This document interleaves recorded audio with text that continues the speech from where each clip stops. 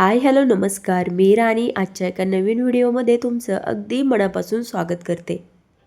I hope आजचा दिवस आणि येणारे सगळेच दिवस तुम्हाला खूप छान जावेत ही स्वामी महाराजांच्यांनी प्रार्थना. आजच्या व्हिडिओमध्ये मी माझं आजचं संडेचं रुटीन कशाप्रकारे माझं रुटीन असतं ते तुमच्यासोबत मी शेअर करणार आहे. मला असं वाटतं प्रत्येक घरामध्ये वेगवेगळ्या प्रकारचं रुटीन ठरलेलं असतं. प्रत्येक माणसांचे रुटीन्स हे वेगळे असतात. माझं कसं रुटीन आहे तेच या आजच्या व्हिडिओमध्ये मी तुमच्यासोबत शेअर करणार आहे. आणि मी कशाप्रकारे माझी कामं आवरते किंवा कशाप्रकारे कोणत्या कामांना कधी प्राधान्य द्यायला पाहिजे किंवा कसं आपलं चिडचिडेही न करता दिवस अगदी छान प्रकारे जाईल. कामंही सगळी झाली पाहिजेत आणि थकवाही नाही आला पाहिजे, कंटाळाही नाही आणि चिडचिडेही नाही. जरी संडे असला तरीही दिवसभर फक्त कामंही नाही केली पाहिजे. तर चला आज कशाप्रकारे सगळे कामं आवरते तेच तुमच्यासोबत शेअर करणार आहे. त्यामुळे व्हिडिओ नक्की शेवटपर्यंत बघा. सगळ्यात आधी गुड मॉर्निंग सगळ्यांना. जरी आज संडे असला, आता मला माहिती नाही कोणाचं कसं असतं, पण मग संडे असो काही असो सुट्टीचा दिवस असो, पण माझं ठरलं आहे उठण्याचा वार हा ठरलेला आहे. कधी कधी ठीक आहे, कधी कधी झोप वगैरे नाही झाली तेव्हा थोडासा लेट आपण उठू शकतो. आपलं शरीरही जेव्हा साथ देत नाही तेव्हा आपण थोडंसं शरीराला विश्रांती देण्यासाठी ठीक आहे उठू शकतो.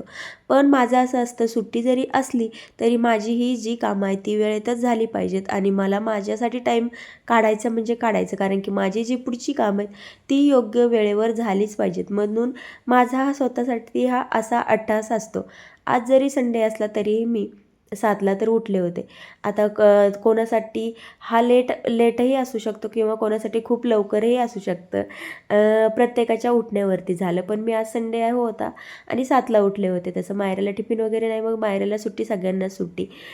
मग सगळ्यात पहिलं तर उठल्या तर थोडंसं फ्रेशनअप वगैरे झालं की मी सगळ्यात पहिलं सगळं झाडून वगैरे घेते, अंगण घर वगैरे सगळं आणि जिना वगैरे. त्यानंतर मग माझं अंघोळ वगैरे आवरून घेते, कारण की अंघोळ न करता कधी काहीच नाही खायचं आणि किचनमध्ये नाही जायचं हा नियम आहे. तर मलाच नाही आवडत की बिना अंघोळीचं काही स्वयंपाक करावा किंवा काही तो खावा. तर मला अशी बिलकुलच सवय नाही आहे. मग सगळ्यात पहिलं अंघोळ, आणि अंघोळ झाली की लगेच देवपूजा करून घेते, कारण की सगळे देवपूजा वगैरे झाली की मग पुढच्या कामाला छान प्रकारे सुरुवात होते. मला तरी असं पर्सनली वाटतं. इथे देवपूजा वगैरे झाली मग तोपर्यंत मायराचं चालूच होतं. आता तुम्ही देवघरात बघितलंच असेल, दोन्ही देव आमच्या हॉलमध्ये येऊन बसलेले आहेत ऑलरेडी. खेळायला लगेच देव बाप्पाला पाहिजे असतात मायरासाठी. त्यानंतर मग इथे रात्री चिया सीड्स पाण्यात भिजवून ठेवले होते, बादाम पाण्यात भिजवून ठेवले होते. त्यानंतर मग बादामचे छिलके काढून घेतले आणि चिया सीड असं मस्त बसून पेले. आता कोणतंही साधं जरी पाणी असलं तरीही मी थोडासा टाईम काढून बसूनच अगदी छान प्रकारे पाणी पित असते. मला असं वाटतं की मला काही माहिती नाही, पण कम्फर्ट झालं आहे माझं. मला असं वाटतं की बसून जेव्हा आपण पाणी पितो तेव्हा ते योग्यरित्या आपल्या शरीराला त्याचा फायदा होतो. आणि तुम्हीही अगदी योग्य वेळ मिळाला ना तर असंच बसून छान शांत प्रकारे पाणी पित जा किंवा ट्रायही करून बघा. त्यानंतर बसून पाणी वगैरे घेतलं. नंतर इकडे आले, अंडी उकडू घातली होती, अंडी सोलण्यासाठी घेतली. आता तुम्हाला सांगू, माझा सगळ्यात जास्त फोकस कशावरती असतो तर हेल्थवरती. म्हणजे माझी हेल्थ चांगली राहिली पाहिजे आणि घरातल्यांची हेल्थ. आणि मला असं वाटतं प्रत्येक प्रत्येक स्त्री, प्रत्येक महिला हा विचार करत असते की मी हेल्दी राहणार आणि माझ्या कुटुंबासाठीही मी सगळ्यांसाठी हेल्दीच बनवणार. प्रत्येकजणच हेल्दी लाईफस्टाईलच्या मागे लागलेले असते. मला तरी असं वाटतं, कारण की आपण सगळे शिकलेलो आहोत आणि आपल्याला सगळा तेवढा अवेअरनेस पण आहे की बाबा, म्हणजे सगळे कॉन्शियस आहेत हेल्थच्या बाबतीत तेवढं. त्याच्यामुळे मला असं वाटत नाही की कोणाला आजकाल काही माहिती नाही की काय खाणं हेल्दी काय नाही खाणं अनहेल्दी आहे. सो ते तर काही सांगण्याची गरज नाही आहे. मग सगळ्यात आता मायराला पण सर्दी असल्यामुळे तिला मी दूध अवॉइड करते, नाही तर सकाळी जबरदस्ती का होईना पण तिला दूध पाजत असते. आता तसं 5-7 दिवस झालं तिला दूध देत नाही, तर सकाळी अंडी देते. आणि आज संडे होता म्हणून म्हटलं मी ही अंडी खाईल म्हणजे ब्रेकफास्टमध्ये. मग बादाम वगैरे खाऊन झाले. त्यानंतर मग मायरासाठी अंडी उकडून घेतलेली ती सोलून घेतली आणि मायराला अंडी खाऊ घातली, कारण की ती दूध पिणार नव्हती. मग तिला आधी खाऊ घातलं. त्यानंतर मग मी पोहे बनवायला घेतले.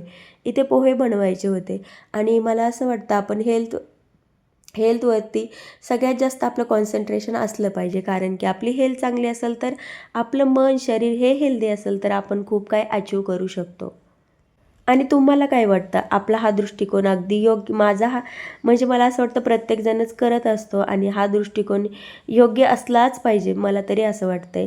आणि मला जेव्हा आपलं शरीरही आपल्याला संकेत देत असतं मला तरी वाटतं, पण आपण त्याच्याकडे निग्लेक्ट करतो आणि आपल्याला कळत नाही की आपल्याला शरीर काय संकेत देत आहे. जेव्हा आपल्या बॉडीमध्ये काही चेंजेस होत असतात, अनहेल्दी खातो आपण, तेव्हा आपली बॉडी एक प्रकारचं सिग्नलही आपल्याला देत असते, पण आपल्याला समजून येत नाही. आणि आपण अनहेल्दी खाण्याकडे कल आपला जातोच आणि तेव्हा आपल्या लक्षात येत नाही की आपल्या शरीरावरती काय परिणाम होत आहेत. पण आपल्याला जिभेला चव लागते म्हणून आपण ते खातोच. पण तुम्हाला सांगू, मला असं वाटतं जेव्हा आपण औषधांवरती खर्च करण्यापेक्षा खाण्यावरती खर्च करणं हे माझा हा निर्णय सततच असतो आणि मला असं सतत वाटतं खाण्यामध्ये आपण इन्व्हेस्टमेंट केलीच पाहिजे आणि प्रत्येकाने केली पाहिजे. आपण कमवतो कशासाठी? खाण्यासाठी आणि खातो कशासाठी? हेल्दी राहण्यासाठी. म्हणून असं वाटतं खाण्यावरती आपण छान प्रकारे कॉन्सन्ट्रेशन दिलं पाहिजे. आणि आजच्या या भेसळयुक्त जगात तसं तर भरपूरही भेसळीचे पदार्थ आपल्या पोटात जातात. पण मला असं वाटतं जेव्हा आपण घरी बनवतो, आपल्या स्वतःच्या हाताने बनवतो, तेव्हा म्हणजे ते खाणं आपल्या शरीरासाठी किती योग्य आहे, हे तुम्हाला काही वेगळं सांगायची गरज नाही आहे. आणि जे पदार्थ भेसळीच्या रूपाने आपल्या शरीरात जातात ते तर नुकसान करतातच. आता सगळ्याच गोष्टींकडे आपण लक्ष देऊ शकत नाही. पण मला असं वाटतं जेव्हा आपण खाण्यावरती योग्य असा इन्व्हेस्टमेंट करतो ना, तेव्हा कुठेतरी आपल्या शरीरालाही बरं वाटतं आणि आपल्या मनालाही. मग तुम्ही असं नक्की करून बघा. आपण म्हणतो खूप महागही खायचं नको, हे खूप महागही खायचं नको. पण त्याच वेळेस जर अनहेल्दी एखादी गोष्ट आपल्याला म्हणजे खायची नसते, पण आपल्याला ती जिभेला आवडत असते, त्यासाठी आपण खर्च करायला मात्र करतो.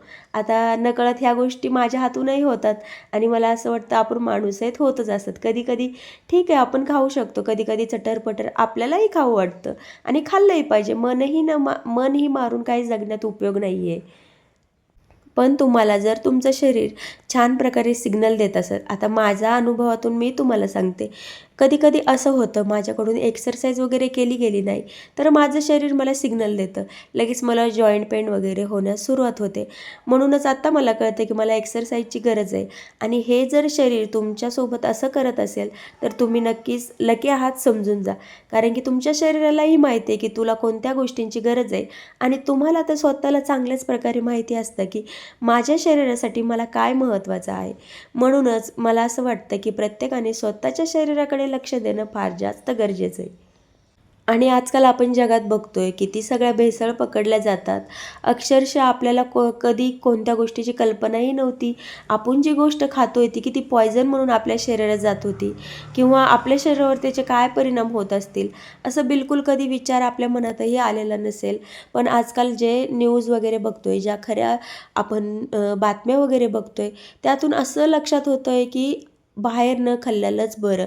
म्हणजे असं बिलकुल इच्छाही होत नाही की आपण बाहेरचं काहीतरी खावं किंवा अ, तसं तर तुम्हाला सांगायचं झालं ना, बाहेरचं खाण्यावर कल माझा पहिल्यापासूनच फार जास्त कमी आहे. फार जास्त. कधीतरी मी बऱ्याच माझ्या व्लॉगमध्ये तुमच्यासोबत मी शेअर केलं आहे की मी बाहेरचं खाण्यामध्ये माझा कल फार जास्त कमी आहे. कधीतरी होतं, कधीतरी आपण बाहेर जातो फिरण्यासाठी, तेव्हा नाईलाजाने आपल्याला खावं लागतं आणि कधीतरी हो, घरी जरी असलो तरीही आपली इच्छा होते आणि आपण नकळत बाहेरचं खातो. हां, ते कधीतरी ठीक आहे. पण मला असं वाटतं जेव्हा अशा काही ते जेव्हा आपण आपल्या मनाला समजावतो की नाही बाबा आपल्याला बाहेरचं नाही खायचं आहे आणि घरी छान प्रकारे आपण हेल्दी बनवून खाऊ शकतो, तर तसं नक्कीच करून बघा मला असं वाटतं आणि प्रत्येकजण करतही असतो.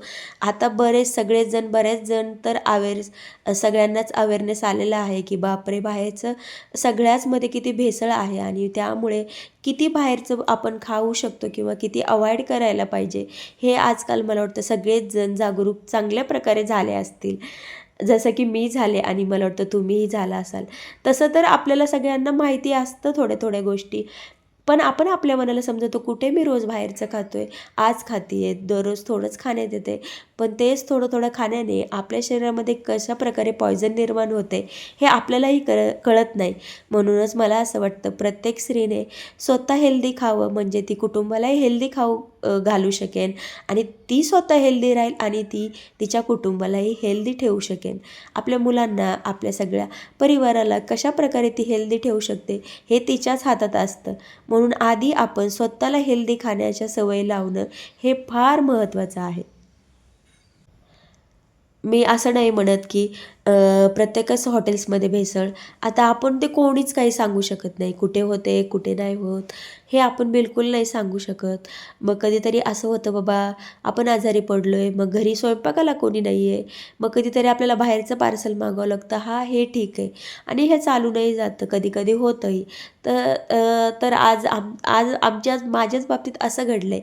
आज असं झालं, सकाळी ब्रेकफास्ट वगैरे छान प्रकारे करून घेतला आणि दुपारी आमचा नॉनव्हेजचा बेत होता, कारण की आज संडे होता म्हणून असं ठरवलं होतं की दुपारी आपण छान प्रकारे नॉनव्हेज बनवूयात आणि पण ते झालंच नाही सक्सेसफुल. त्याच्यामध्ये काय झालं, आता मी तुम्हाला म्हटलं ना, कधी-कधी नकळतसुद्धा आपल्या हातून अनहेल्दी खाणं होतं म्हणजे होतं.